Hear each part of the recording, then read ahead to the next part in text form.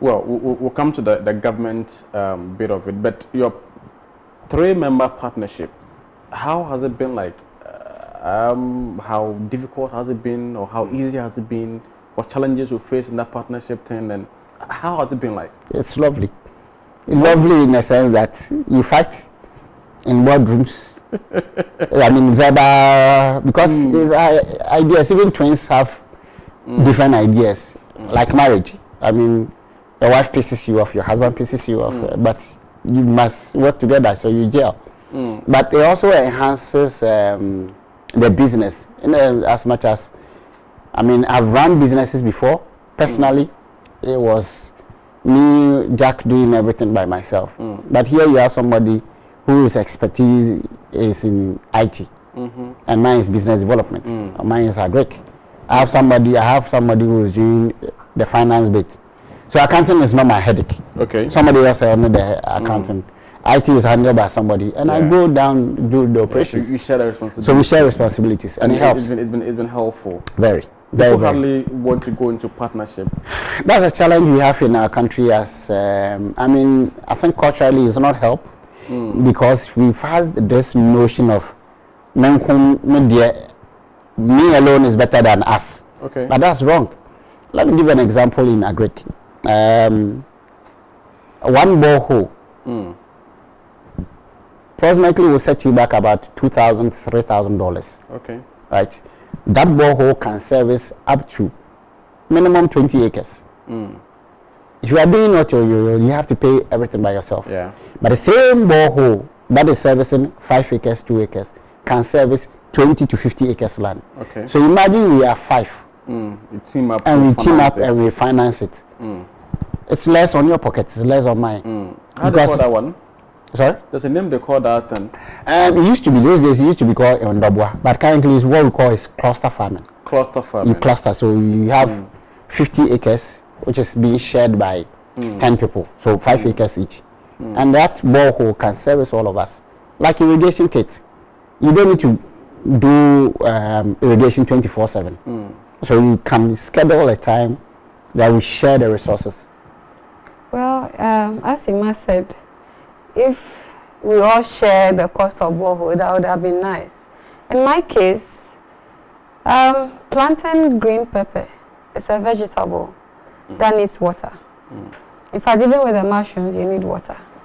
And where the farm or the little farm is, there was no access to water. Therefore, we need to also dig borehole. And of course, looking at the price of borehole and doing it alone, it hasn't been easy. So you are sharing? No. Alone? Alone. Is it, there are no people, I mean, there's none in the area that you can share with? No, there's none. So you have to bear all the costs? Yes. Okay, that's good. I mean, you need to own everything yourself and then make the best of it. And I hope you are doing the best of it. Now, Ima mentioned how he's using technology to transform people's businesses in terms of their farms by having that app that they can sign on with Trotro and all those kind of things. Now, as a lecturer with interest in IT, another interest in agric, what are some of the tech things that you think Ghana needs to adapt that may help change the face of, agribusiness stuff? Technology is life, especially when it has to do with agric. When you look at how the other countries, when you take a look at literature, how are the others making it? Why are we not there? Especially when you look at blockchain. When you look at Ghana in general, every time we say we want yam, we are looking up at the north. We want maize, we are looking at here, we want this. If those places are producing those foods, then I guess we don't have problem with production. For me, I see it's like we should find ways of equity, looking at proper distribution processes. So when you use blockchain, you can track, you can track where foods are moving from one point to the other, and the right, using the right means. Which one is the blockchain? Okay, let's just say it's... Is it an app as well? No, let's just say it's a technology. When you say IoT, for instance, like Internet of Things, it has to do with sensors. So that you have to look at other equipment technological equipment that works with sensors. Okay. Okay. Now, blockchain is one area where if we use, it helps with the supply chain. Movement of goods from one point to the other. But here you're able to track it. Okay. You're able to track it. So the difference is about tracking the goods. And making sure that it arrives at the right place and in the right condition. Okay. Okay. So that is very important. Okay. And then we could also look at precision farming. Precision Farming. Okay. You see, now we are saying that we have drones. Yes, it delivers medicine. I just saw one yesterday. Nice. It was going to deliver. We could. We use drones as well to do spray. Really? Yes. So that's what we use precision. No, wait, you use drones to spray cocoa farms. I use drones to spray maize. What kind of drone is that? I'll show you some on my phone. Interesting. Yep. So drone is not only used to No. distribute blood. Application, drones for spraying, Spraying. medicide, drones for. Oh, so you mean Dr. Balmia is not the first person to bring drones to distribute things in Ghana? you were doing it way back with your farms. No. There are drones for specific jobs. But all There are drones. Initially, No. we were using drones for just videography and photography. All right, so let's hear you. So as Ima said, if we could also go into precision farming. So just imagine the drones are up there on your farm. You definitely know whether there are animals attacking it. You know the exact. You see here, you get to have the opportunity of getting real-time data. We are interested in data. When we have enough data, you would even know which kind of crop to plant at what particular time. Data management or big data is one of the things you're also interested. For those of us in IT and also having the interest of being in agric. When you have enough data about crops, about soil management, about everything, we'll be able to manage and even have crop yield the whole year. We only really have fallow season. You don't need it.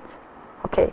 We also could use the IoT, could have sensor technologies to monitor even the types of soil we have. Sensor technology to monitor the soil type and all that. Yes. This gets interesting. So you see, technology is big. No, but which one is that? What kind of sensors? Which one is that? No, it's IoT. Now for the soil, we could have networks. So it means that you have access to internet. You have to be connected to the internet, such that you even know and connected to your phones. Yes. So you know how your soil is doing. Technical. How your soil is doing. Which one else can you talk about? Which other tech can you talk about? Oh, well, I've spoken about blockchain. I've spoken about big data, meaning that when you have enough data, you're able to manage your crops yield over the year. IoT as well. I've spoken about the sensor technology, yes, and the precision farming. The precision farming, yes. That's what the drones come Yes. How does one assess any of these facilities? When you say assess, it's being used. But you see, when it has to do with technology, you need that funding.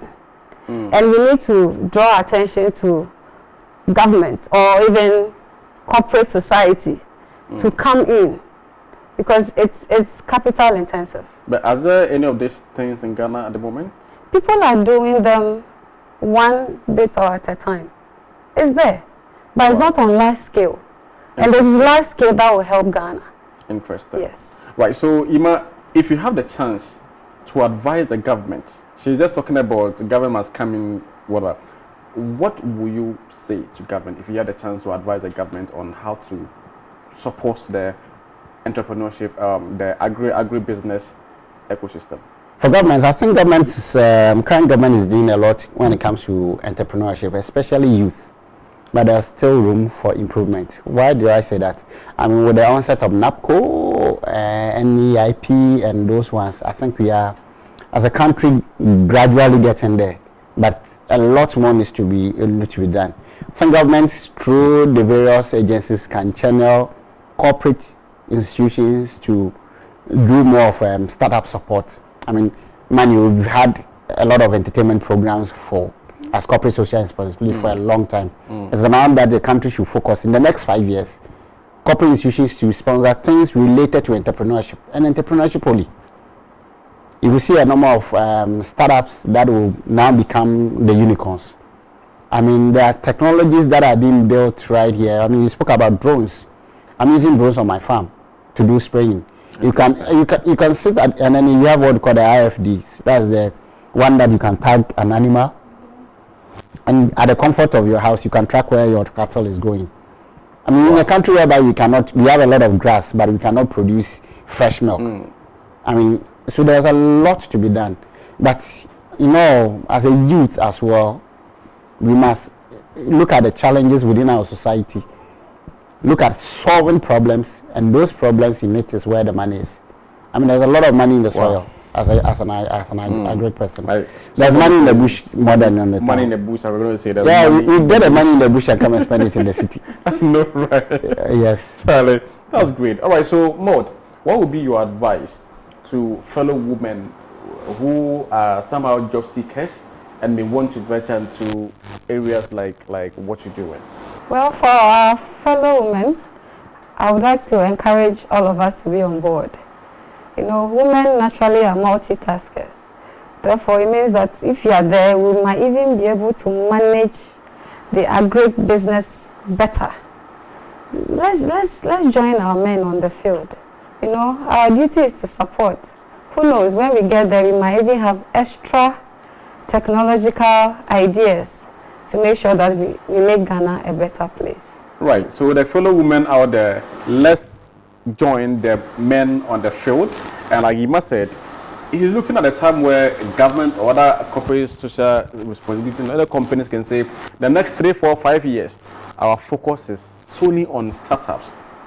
Will that happen? Let's see how it goes. This is Entrepreneur One-on-One. My name is Solomon Ajay. Before we go, let's say a quick thank you to our sponsors, Armour House at Laboni, a nice guest house for your honeymoons and weekend relaxations and all that hospitality. Get in touch with them just behind the Laboni coffee shop. And then we have Hillbill shoes, nice shoes like that. They're making me look, you know, my feet is smiling. If you want to look nicer in shoes, contact Hillbill shoes at Asale Bouquet, just on the Lakeside Road. They are there. And of course, if you want to look like a man, I mean a nice man like I am, it all goes down to EJ Clothing at Dakuman Quarters. Get in touch with them and you are sorted. This is Entrepreneur 101. See you next week.